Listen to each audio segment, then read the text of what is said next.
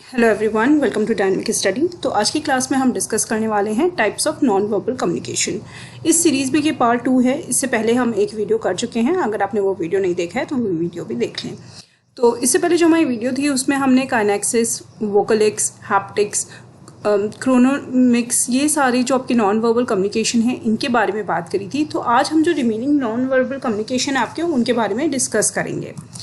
तो देखिए, सबसे पहले हम डिस्कस करने वाले हैं जेस्चर के बारे में। जेस्चर क्या होता है? देखिए, जेस्चर भी एक नॉन वर्बल कम्युनिकेशन होता है जिसमें हम अपनी बॉडी लैंग्वेज के थ्रू, बॉडी एक्शंस के थ्रू लोगों को बताते हैं कि हम क्या कम्युनिकेट करना चाहते हैं। ठीक है, जैसे कि बेसिकली ये विजिबल होता है। अगर आपका हैंड किस डायरेक्शन में मूव कर रहा है, आपका फेस किस डायरेक्शन में मूव कर रहा है, आपके पार्ट्स ऑफ बॉडी किस तरीके से मूव कर रहे हैं, इन्हीं मूवमेंट्स को हम जेस्चर बोलते हैं। जैसे कि आप मान लीजिए किसी को हाई कर रहे हैं, तो हाई के लिए आपने हाथ उठाया, उसको हाई किया, तो आपको बोलने की ज़रूरत नहीं है। वहाँ पे आपके हैंड की जो मूवमेंट है उससे ही पता चल जाएगा कि आप उसको हाई कर रहे हैं या आप उसको पास में बुला रहे हैं या उसको जाने को कह रहे हैं। तो ये सारे जो आपके एक्शंस होते हैं इनको हम जेस्चर बोलते हैं। इसके बाद आपका आता है फेशियल एक्सप्रेशन। फेशियल एक्सप्रेशन जो आपके फेस की मसल्स होती हैं, जो हमारे स्किन के नीचे और हमारे फेस के नीचे होते हैं, उनके थ्रू क्या हम मोशंस बनाते हैं, क्या पोजीशंस बनाते हैं, उनको हम फेशियल एक्सप्रेशंस बोलते हैं। ठीक है, जैसे कि आपके फेशियल एक्सप्रेशन से भी पता चल जाता है कि आप क्या कम्युनिकेट करना चाहते हैं।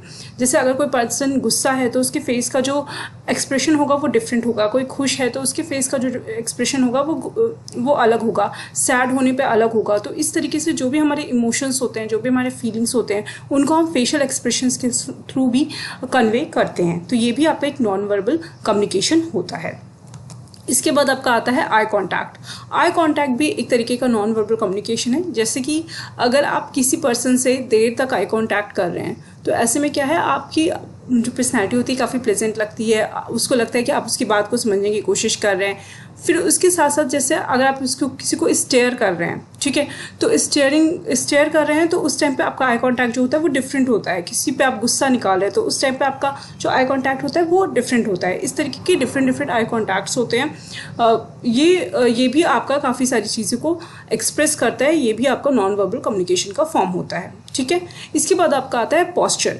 पोस्चर किस तरीके से नॉन वर्बल कम्युनिकेशन है? देखिए, पोस्चर का मतलब ये हुआ, जैसे मान लीजिए कि आपका बॉडी पोस्चर क्या है, आप किसी की तरफ लीन हो रहे हैं, लीन फॉरवर्ड हैं, तो इसका मतलब क्या है, आप ज़्यादा इंटरेस्टेड हैं उसकी तरफ, आप उसकी बात सुनना चाहते हैं, आप उसकी तरफ वो जो बोल रहा है उसका पूरा अटेंशन दे रहे हैं। अगर आप लीन बैकवर्ड्स हैं तो उसमें क्या हो रहा है कि आप उससे दूर हट रहे हैं, आप उसकी बात पे ध्यान नहीं दे रहे हैं। इस तरीके के डिफरेंट पोस्चर्स होते हैं जो एक ह्यूमन बीइंग यूज़ करता है कम्युनिकेशन प्रोसेस में। उसको भी हम non verbal form of communication बोलते हैं, जिसमें हम अपने पोस्चर को, अपनी बॉडी को यूज़ करते हैं। ठीक है, बॉडी पोस्चर को यूज़ करते हैं।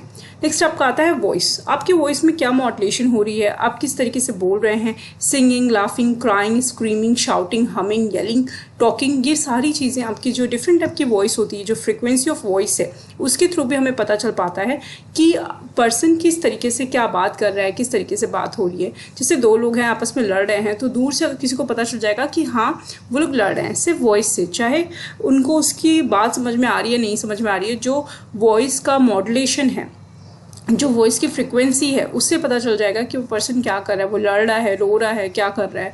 ये सारी चीज़ें हम वॉइस के थ्रू बता सकते हैं। तो ये आपके डिफरेंट टाइप के नॉन वर्बल कम्युनिकेशन है। उसके बाद आता है आपको ऑलफैक्ट्स। ऑलफैक्टिक्स क्या होता है? इसमें sense of smell, body orders, perfume, इस तरीके में, मतलब जिसमें हमारी जो सेंस ऑर्गन है वो इन्वॉल्व होती है, हमारी नोज़ इन्वॉल्व होती है, ये आपका ओलोफैक्ट्स में आता है। देखिए ओलोफैक्टिक्स की बात करें अगर हम, कि कोई कैसा परफ्यूम लगाया है, उससे उसकी वो क्या कम्युनिकेट करने की कोशिश कर रहा है। या जैसे मान लीजिए कि आप कोई कहीं पे जा रहे हैं, ठीक है, और आप बहुत अच्छा परफ्यूम लगाए हुए हैं, बहुत अच्छे से ड्रेसअप हैं, तो आपका यहाँ पे परफ्यूम वगैरह क्या डिफाइन करे कि आप किसी फंक्शन को रिप्रेजेंट करने जा रहे हैं या फंक्शन में जा रहे हैं। ठीक है, तो ये जो सारी चीज़ें होती हैं इससे भी यूज़ होता है। जैसे बहुत अच्छा खाना बन रहा है, ठीक है, कुछ लोग बैठे हुए हैं, वहाँ से बहुत अच्छी स्मेल आ रही है खाने की, तो इट मीन्स कि वो जा रहे हैं खाना खाने।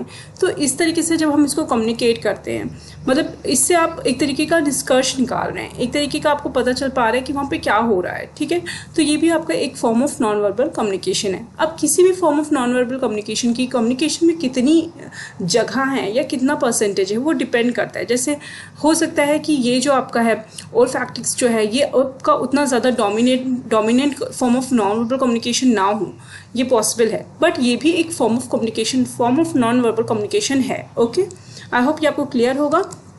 तो ये आपके सारे different type of non verbal communication थे। आई होप ये आपको जो डिफरेंट टाइप के नॉन वर्बल कम्युनिकेशन है आपको क्लियर होकर एग्जाम्स में पूछे जाते हैं। Thank you so much, keep on watching it, keep on learning.